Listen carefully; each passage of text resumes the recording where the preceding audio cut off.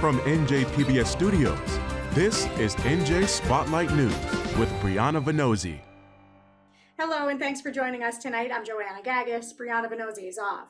Coming up, AI in New Jersey. From people turning to ChatGPT for advice to AI programs replacing jobs, we look at the impact of the technology on our state. And later, July marks Disability Pride Month. We look at the challenges of flying for people who depend on a mobility device. But first, is New Jersey becoming Hollywood East? We talk with actor, writer, director, and Jersey native Kevin Smith to get his take. That's next. Major funding for NJ Spotlight News is provided in part by NJM Insurance Group, serving the insurance needs of residents and businesses for more than 100 years. Long before Hollywood became synonymous with the movies, New Jersey helped give birth to the film industry. Now, with major studios taking shape across the state, New Jersey is once again emerging as a filmmaking destination. And few filmmakers are more closely tied to the state than Kevin Smith. His 1994 indie classic Clerks was shot here on a shoestring budget, and since then he's continued to put Jersey on the map by putting Jersey stories on the screen. I recently spoke to Kevin Smith about the industry today and his recent efforts to keep people going to the movies with his local theater, Smod Castle Cinemas in Atlantic Highlands. Here's that conversation. Kevin, great to have you on. You became a New Jersey icon and really a household name with some of the movies you made, your first movies in the 90s, movies I grew up with, Clerks, Mallrats, Chasing Amy, Dogma, the Jay and Silent Bob movies. These bring me back to high school. Shouldn't age myself.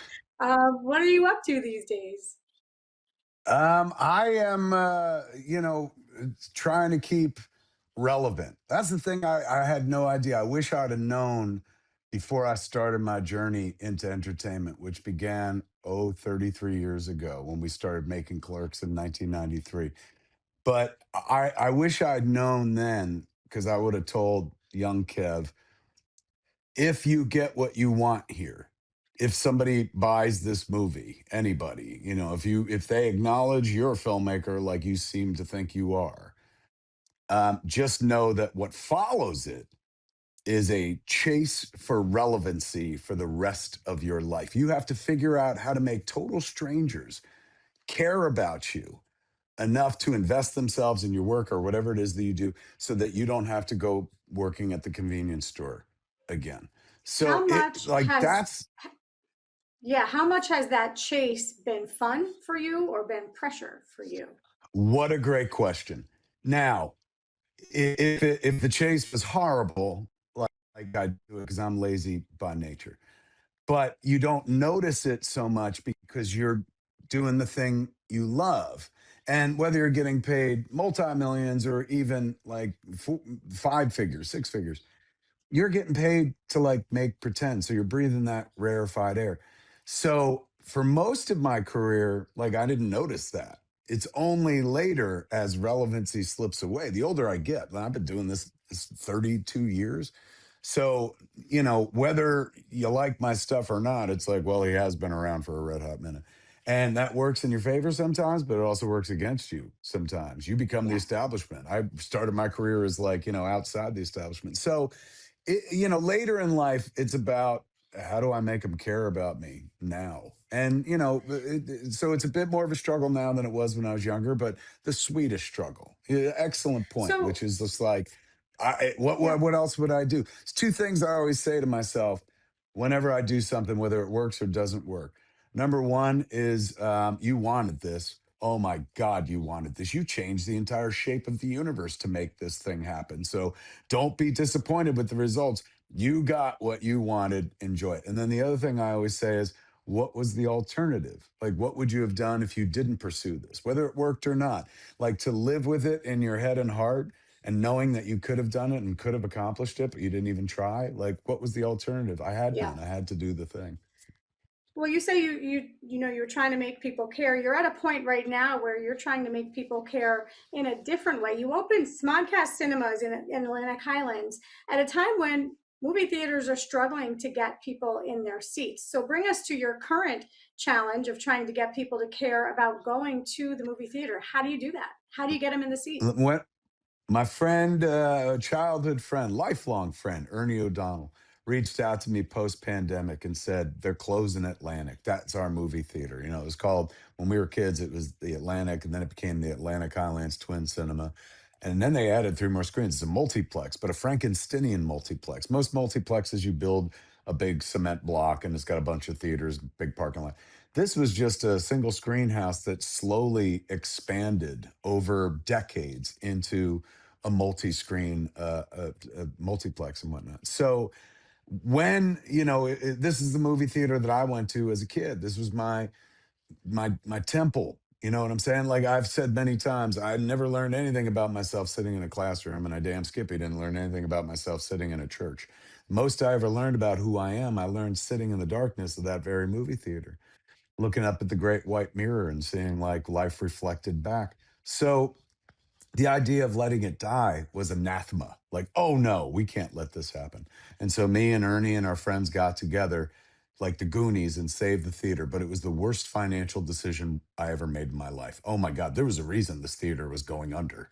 Like, you don't need a multiplex anymore, let alone one there. So They got how do theaters you not turn it too far away around? with better seats. Yeah. How How do you turn I'm it here to around? find out. I was hoping you could tell me, for heaven's sakes. We've been doing this 5 years, and we had to go nonprofit because the theater will never make a profit, for heaven's sake. So what we do that's different at Smog Castle Cinemas is I show up once, twice a month, and then we do fun programming. So like, for we do the stop start screening, so we'll show Mallrats and we'll show the opening scene. Then we, because I own the movie theater, we could pause it, and then we get up and tell every damn story I can remember about the making of just that one scene. So it's gratifying work keeping the theater alive, but it's hard work, man, 'cause there are theaters with more modern seats within driving distance of our theater. We have like one of Yeah. the best projection systems in New Jersey and stuff, but our seats are the same seats that I sat in when I went to see Friday the 13th Part 2.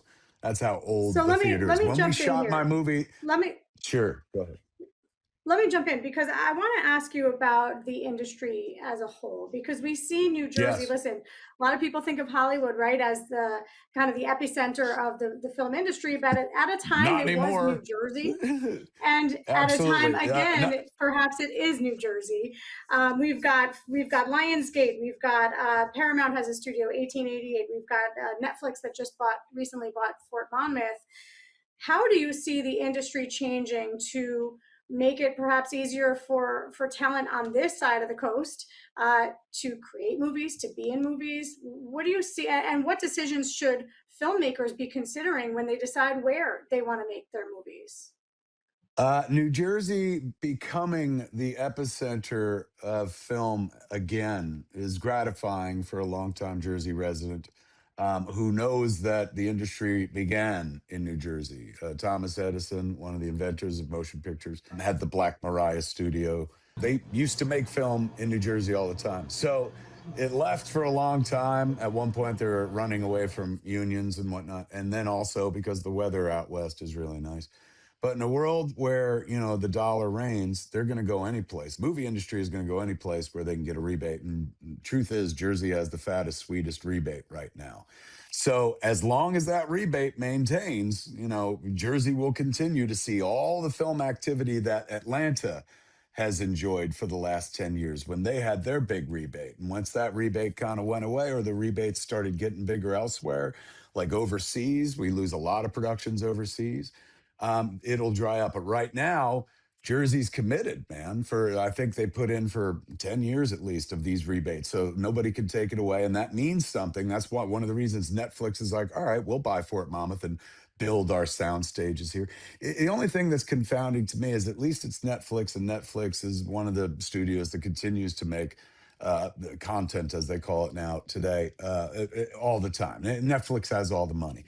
But building sound stages is just anathema to me. I'm out here in Los Angeles, in the heart of Hollywood, where most of the sound stages are completely empty right now. And that's not just because we don't have the tax rebate that Jersey has, but a lot of movies don't need to film on sound stages anymore. You know what I'm saying? So Netflix building a bunch of stages at Fort Monmouth is great. It's going to create a lot of jobs and whatnot. And they're committed to staying there. They put in a lot of money into it, so I can't see them going anyplace else and whatnot. But as long as Jersey has that rebate, that tax incentive rebate, which you, the taxpayer, pays for and stuff. Remember, like you are helping to finance the movie industry and whatnot. Yeah. So So with all this giant, like everyone being like, film is coming back to New Jersey. It ain't coming for free, kids. It's coming out of your taxpayer dollars. But the good news is bringing lots of jobs with it and all the hype. Oh my God, everyone's talking about New Jersey again in terms of being the epicenter of production and whatnot. So it's a it sure high is. And listen, time to be a Jersey filmmaker. New Jersey never had a shortage of talent, right? We've seen so much talent come out of New Jersey, but maybe now they have a place more local where they can exhibit that talent. I've just a little bit of time left that we have. How do you see yourself as a supporter of the film industry, big picture, Netflix, streaming, and trying to keep local movie theaters alive, yours in particular, but I'm sure others as well? Can those two exist at the same time? Absolutely. Netflix at this point is in competition for us. It's a public utility. You know what I'm saying? It took the place of normal television, which that was replaced by cable TV. So it's the standard by which most of us get our information, Netflix and of course YouTube and whatnot. You can't compete with those the same way movie theaters couldn't compete with the golden age of television when it started drawing people away and stuff. So you learn to live with it. I mean, I have Netflix. It would be weird for me to be like, ooh, these streamers when I pay a monthly bill because I like to watch it at home as well. Doesn't mean that it's necessarily going to kill a movie theater. And as long as you put some love and attention into a movie theater, I found my path by which I can help, which is like, hey, remember Jay and Silent Bob? We're showing those movies. Come out and I'll tell you about them. Yeah. That's how I could keep that theater alive and keep the dream alive and keep live exhibition going and stuff. Because watching a movie theater, watching a movie in a theater with a bunch of strangers as the lights go down, having that collective experience will never go away. It's just going to get pricier, is There really is. all it comes down to. Not at Smart Castle Cinemas though, where Yeah. you can see a brand new movie for $12 every night. There you go. We are not paid for that advertisement, but you're right. There is nothing like sitting in a theater with a bunch of strangers who you don't know and sharing that experience together. We have to leave it there. I wish we could talk so much longer. Kevin Smith, director, writer, actor, and of course owner of Smodcastle Cinemas. Excuse me. Thank you so much for being with us. Great to talk to you. Thanks for having. Artificial intelligence is increasingly becoming a part of people's daily lives, at work, at home, even in schools. But as many New Jerseyans embrace this new frontier, concerns are growing over the technology's impact on jobs and who's accountable when AI goes wrong. Joining me now to talk about it is Aaron Lindberg, Associate Professor at Stevens Institute of Technology. Aaron, great to have you with us. AI has become more and more a part of our daily lives. I know people who are using ChatGPT for guidance and advice. I can't help but think of that movie, Her, a while ago, where the character falls in love with his AI operating system named Samantha. How are you seeing programs like ChatGPT, for example, being used as part of people's daily lives? Well, it is really a sea change in how we engage with information technologies. And what I want you to do is to imagine how the world looked like before the internet compared to today, and realize that we're moving in a direction where things are going to change as much, if not more, and at a faster pace than that. So AI is increasingly being integrated in every aspect of our lives that touches a computer, and it will start to change everything that we do. Give me some examples. Well, for example, right now I have an AI running on a server in my home that's creating custom software that I need in my work. And I do this without necessarily having to look at the individual lines of codes that are being generated. The AI is doing it for me. So it's creating custom software for me. And this is increasingly something that almost everybody can do. It's in some ways created a lot of ease, right? We can search things with ease. Sometimes we can get questions answered with ease if we're calling a company and it's a quick, simple question. But more and more, we find it hard, I think, to connect with humans on the other side. And the concern is that AI is replacing jobs more and more. My question to you is, How has this accelerated, and should we expect this to continue accelerating, continue taking over jobs? I think it's reasonable to expect that AI is going to change the job market. Is AI taking jobs right now? Well, the story is complicated. The headline numbers don't really prove that. Economists haven't really agreed on whether AI is causing job losses or whether it's just getting over the surge in hiring after the pandemic. What we do know, however, is that it's increasingly harder for young people to find entry-level positions, especially in technical fields. Explain that a bit. Why? Well, Is it that those entry-level increasingly, jobs are the ones that are easier to give to an AI program? that's exactly right. In many cases, technical entry-level jobs are about writing code, producing documents, and these are exactly the things that AI does really well. Do you think, Aaron, that there's any industry that would be safe from AI not coming in and perhaps replacing humans? And on the flip side, is there any industry that shouldn't be relying on AI in some capacity? That's a two-part question. I think that any industry that's been touched by information technology in the past 20 years is similarly going to be affected by AI. So I don't think that there is a place that is safe in the sense of remaining static. And I think what we need to do is to develop new skills, new forms of knowledge, new capabilities, so that the young people that we educate for the future are prepared for that future as opposed to a past that's no longer with us. So OpenAI reported that its AI models had escaped testing and went ahead and launched a hack of another company. What is the role of government in regulating business that uses AI and regulating AI, and are we already behind it? Well, the first thing I want to say about this is that I think it's really a piece of brilliant marketing on the part of OpenAI here. They created a sandbox that was not safe enough for what they were doing. They made mistakes, and then this started to affect other companies. And they are spinning this as the model escaped. And really what happened was that OpenAI screwed up. And really, they should have done better, and they should do better. And I think that we need to remember that these AI agents, they are not responsible themselves. It is the companies behind them that are responsible for their actions. So in this case, this was OpenAI's doing, and they spin it as the model did it. So it's a high-tech version of the excuse that the dog ate my homework. Yeah. Government, Just a couple I think, has an seconds left, important though. role. Government, yeah. Government has an important role in regulating these types of models. And increasingly, we're seeing more attention, both at the federal level as well as the state level, in terms of understanding what are these models doing and how can we make them safe for everyone. Yeah, I know that's a very short answer to a very complex challenge. Aaron Lindberg, Chair of Information Systems and Analytics at Stevens Institute of Technology. Thank you. Thank you. July is Disability Pride Month, and for millions of Americans with disabilities, one of the biggest barriers is air travel. Roughly more than 10,000 wheelchairs and scooters are damaged, delayed, or lost each year, according to the U.S. Department of Transportation.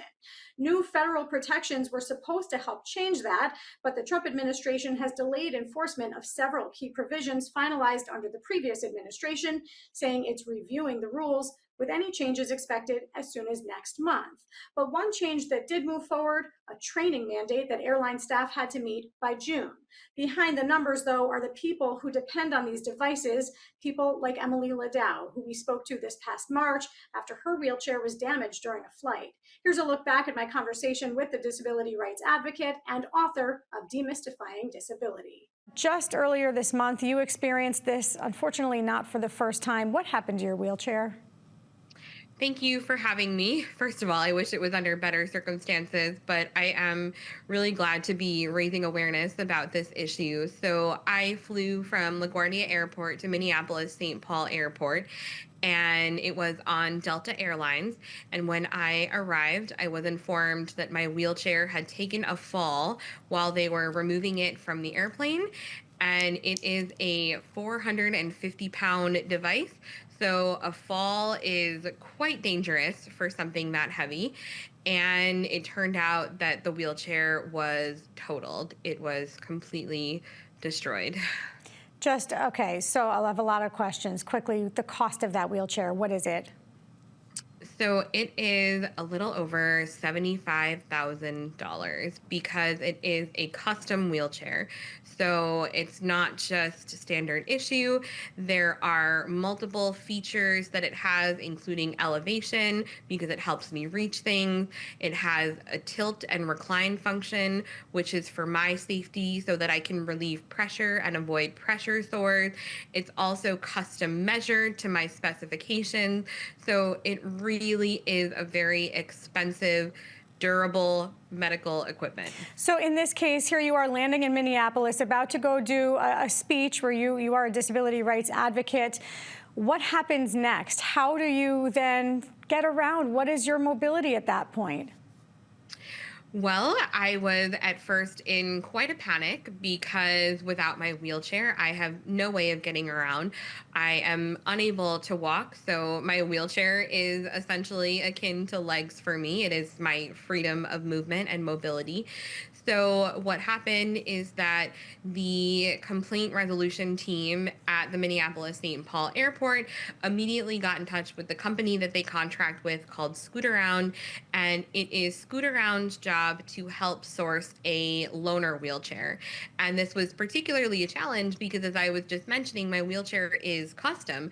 So it's not as though you can just pull one off the shelf and give it to me, and it's not as though they're always in immediate supply, but miraculously, within about 4.5 hours, they were able to source a wheelchair for me. It was not at all the right dimensions. It was much too large for me, and it was hard for me to sit in, but it did have an elevation feature, which was essential for me to be able to transfer in and out of it. So at the end of the day, I actually consider myself quite lucky that they were able to find a functional solution for me to get out of the airport. Sadly, like I said, this is not the first time that this has happened to you. In fact, you had posted on social media just before this trip because you shared concerns about this. What is the impact on you and so many thousands of others who depend on their wheelchairs or scooters for mobility when it comes to deciding whether or not you can travel, whether or not you can go on a honeymoon, in your example? Well, I'm really glad that you mentioned it's not just me. The implications are incredibly far reaching, and I'm so appreciative that I have the opportunity to talk about this issue. But there are so many times when stories like this go completely under the radar. And the implications, as you said, are very far reaching. For me, I was traveling because it was a business trip. I was going to the University of Wisconsin-La Crosse for a speaking engagement. And so not being able to travel puts my livelihood at risk. But my husband and I were also supposed to go on our honeymoon to London next month. And after the, quite frankly, trauma of having my wheelchair broken, we just could not fathom getting back on an airplane. Not to mention, we didn't know if I would yet have a replacement workable wheelchair. So this is a matter of impacting livelihood. It's a matter of impacting leisure. And beyond that, it's just a matter of impacting people's freedom of choice to go where they want to go, when they want to go there. You are calling on the FAA to make a change that allows folks who depend on a wheelchair to stay in that wheelchair on their flights. Where is the FAA, as far as you understand, in terms of considering that rule? So under the previous administration, there was a lot of work being done to hold airlines accountable and hopefully either prevent damage to wheelchairs or at least eliminate the hoops that people have to jump through if their wheelchairs or mobility equipment are damaged in flight. So I am at the very least calling on the Federal Aviation Administration to not roll back the work that was done on implementing those heavier protections for the disability community in the hopes that they really will hold the feet of the airlines to the fire. But beyond that, there's an organization called All Wheels Up that's been working with the FAA to crash test the technology needed to allow wheelchair users to roll their mobility equipment right onto the airplane and stay in their mobility equipment and just have it tied down and secured in the same way that you might if you were rolling onto a public bus, for example. Emily, would that then require more open rows on airplanes to accommodate folks who need wheelchairs? It's a great question, and I know that there's a financial concern about it, but the technology that's being developed is such that the airline wouldn't have to lose money because the seats would be replaceable if they weren't filled by a wheelchair user, so it's not as though the seats would go empty. So right now, we have the testing, we have the technology. What we need is the airline industry and the FAA to work together to implement it. And it will be time and effort, but it will not be at a significant loss because it will open up more travel opportunities for people with disabilities and people who use mobility devices, and they won't have to pay for the damaged equipment. And beyond that, they're not going to lose the seats on the airplanes. So it's really a win-win for everybody. All right, Emily Ladau, author and disability rights advocate. I want to thank you so much for coming on and sharing your perspective and advocating for those who don't have a voice like you do. Thank you. Thank you for having me. That's going to do it for us tonight. I'm Joanna Gagis for the entire team here at NJ Spotlight News. Thanks for being with us. We'll see you right back here tomorrow. RWJ Barnabas Health. Learn more at rwjbh.org.